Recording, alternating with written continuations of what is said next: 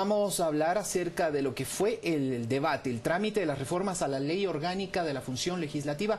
Ayer en la Asamblea Nacional se produjeron algunos incidentes y el Movimiento País ya en horas de la noche brindó una conferencia de prensa en la que fundamentalmente se denunció un intento de golpe de Estado desde la legislatura.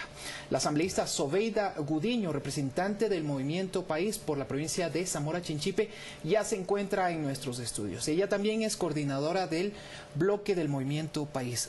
¿Qué fue lo que sucedió ayer, asambleísta? Buenos días. Buenos días.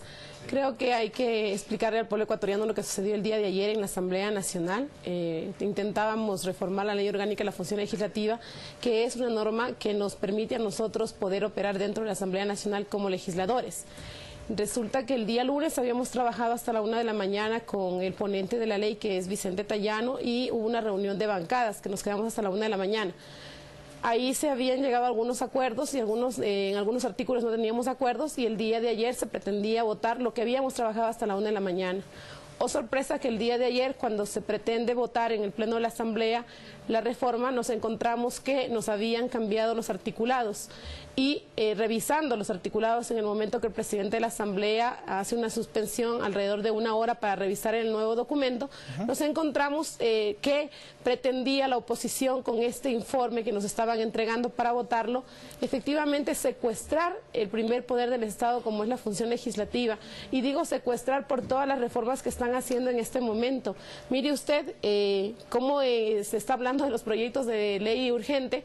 En este caso dicen que si no hay 63 votos en el Pleno de la Asamblea, ya ni siquiera pasaría por el Ministerio de la Ley, sino que automáticamente se entendería negada. Yo pregunto cómo vamos a poder nosotros legislar desde esa visión, cuando supuestamente la Ley Orgánica de la Función Legislativa necesitaba una reforma para poder nosotros reforzar la institucionalidad y poder operar de mejor manera, porque habían algunos vacíos. Asambleísta, ese fue uno de los acuerdos a los que se llegó, o le replanteo la pregunta. Se llegaron a algunos acuerdos. Lo que me acaba de mencionar fue lo que no se respetó desde el bloque de oposición o desde algunos bloques de oposición.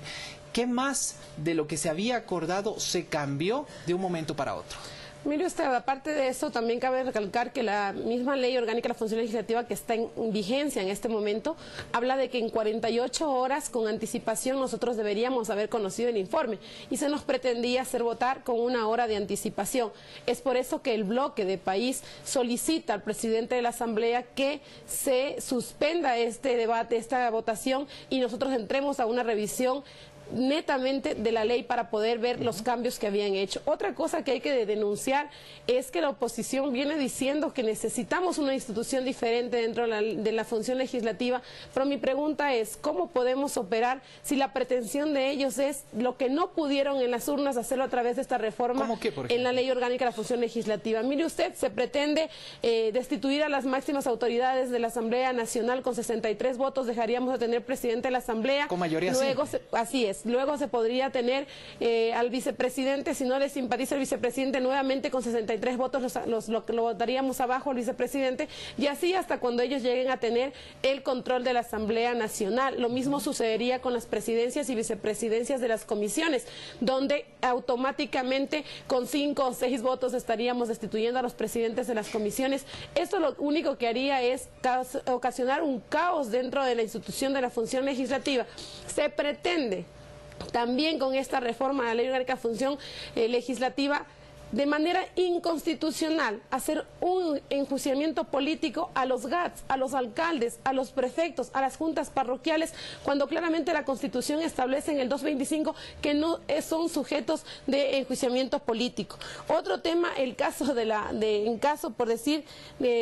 la consulta prelegislativa. ¿Qué están pretendiendo? Dicen que esta consulta tiene que ser vinculante. La Constitución es clara, la Constitución dice que la consulta prelegislativa no es vinculante, y así un sinnúmero de irregularidades que nosotros hemos visto en lo que hemos revisado este documento. Yo sí quiero denunciar públicamente al Ecuador, a los habitantes de este país, a estar alertas con lo que pretende la oposición desde la Asamblea Nacional. Asambleísta, ¿y cómo mira usted la participación de algunos representantes asambleístas que también, sin estar alineados a uno u otro sector, se han mostrado a favor de la propuesta de Vicente Tallano, es decir, con lo que desequilibrarían la balanza en este momento a favor de la oposición?